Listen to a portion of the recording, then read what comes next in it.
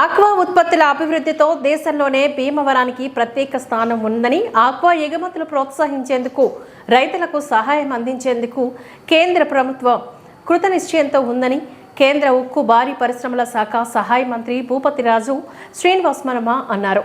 ఉండి నియోజకవర్గంలోని aqua association భవనం ప్రారంభోత్సవం కార్యక్రమంలో ఆయన ముఖ్య అతిథిగా పాల్గొన్నారు. ఆక్వా ఉత్పత్తులు రవాణాకు ఎగుమతులు ప్రోత్సహించేందుకు ఒక ప్రత్యేక రైలు ఏర్పాటుకు ప్రయత్నిస్తానని కేంద్ర మంత్రి హామీనిచ్చారు. ప్రారంభోత్సవ కార్యక్రమంలో ఎమ్మెల్యేలు రఘురామకృష్ణరాజు, అంజిబాబు, ధర్మరాజు, టీడీపీ జిల్లా అధ్యక్షుడు రామరాజు పాల్గొన్నారు.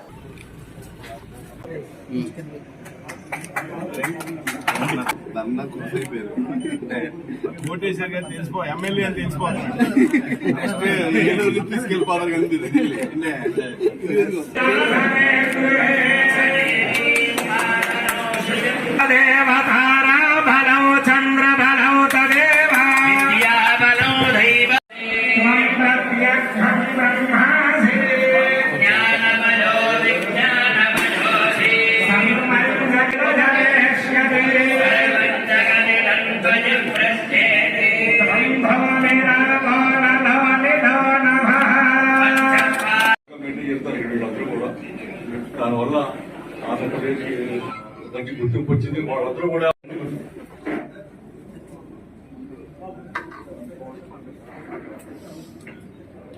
ఈ అసోసియేషన్ కంఫర్ట్ తోటి మేము క్రెడిట్లు మొదలెట్టామండి. ఆ క్వాలిటీని పెట్టి మన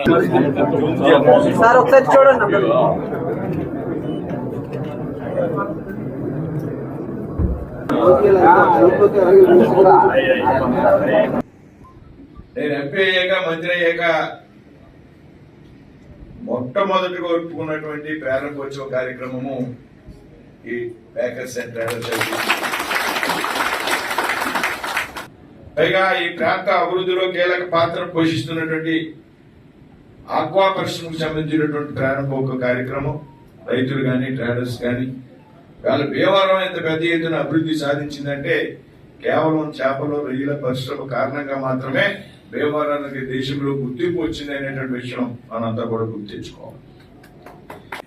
నరేంద్ర మోడీ గారి ప్రభుత్వం కేంద్రంలో అధికారంలోకి వచ్చాక మొట్టమొదటిగా మీ అందరూ కూడా గుర్తించవలసినటువంటి విషయం, భారత ప్రధానిగా నరేంద్ర మోడీ గారి బాధ్యతలు స్వీకరించాక మాత్రమే దేశంలో ఫిషరీస్ కానీ, డైరీ కానీ, యానిమల్ హస్బెండరీ కానీ ఒక పోర్ట్ఫోలియో ఆయన ఏర్పాటు చేశారనేటువంటి విషయం మనంతా కూడా గుర్తు తెచ్చుకోవాలి. నరేంద్ర మోడీ గారు భారతదేశ ప్రధాని కాకముందు కేంద్రంలో ఫిషరీస్ కానీ, డైరీ కానీ, యానిమల్ హస్బెండరీ కానీ మంత్రి లేడు.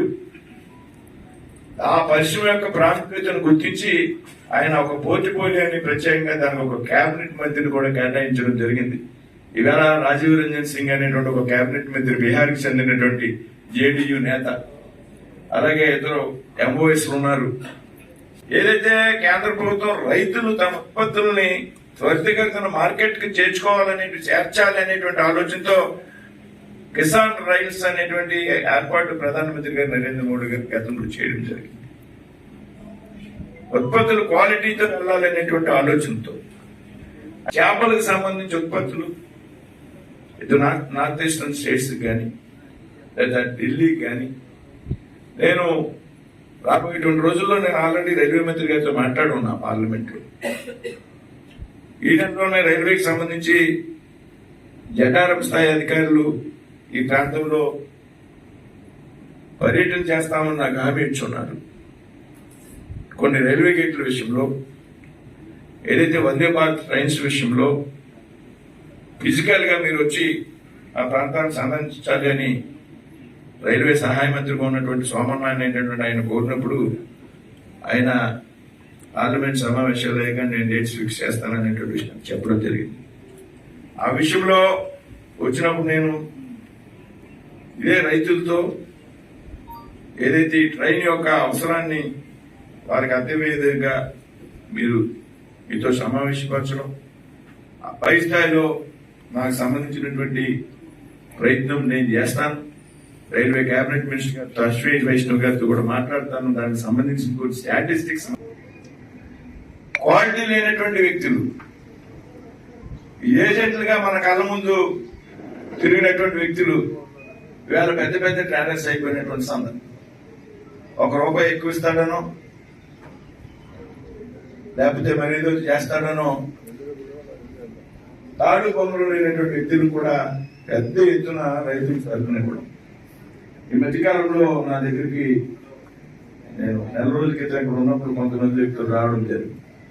ఒక ట్రేడర్ పెద్ద ఎత్తున ఒక ఏజెంట్ ట్రేడర్ రూపంలో ఆధారం ఎత్తి ₹1,00,00,000 అతనికి అరువునివ్వడం, అతను పెద్ద ఎత్తున డబ్బులు రైతులకు ఇవ్వాల్సినటువంటి డబ్బులు ఎగ్గొట్టడం అనేటువంటి విషయం నా దృష్టికి రావాలి. రైతులు కానీ ట్రేడర్స్ కానీ పేపర్ మీద పెట్టుకోవాలి. లేకపోతే అవతల వ్యక్తులు బయట రాష్ట్రాలకి మనం సరుకు ఇచ్చేటప్పుడు ఏ విధంగా మనం పేమెంట్ రాబట్టుకోవడానికి ఒక స్పష్టమైనటువంటి విధానం ఉండాలి అనేటువంటి విషయం మీద ఆలోచన చేయవలసినటువంటి అవసరం. భారతదేశం ఒక అద్భుతమైనటువంటి దేశం. అందులో ఆంధ్రప్రదేశ్ ఉన్నటువంటి సముద్ర తీరం ఏదైతే ఉన్నదో,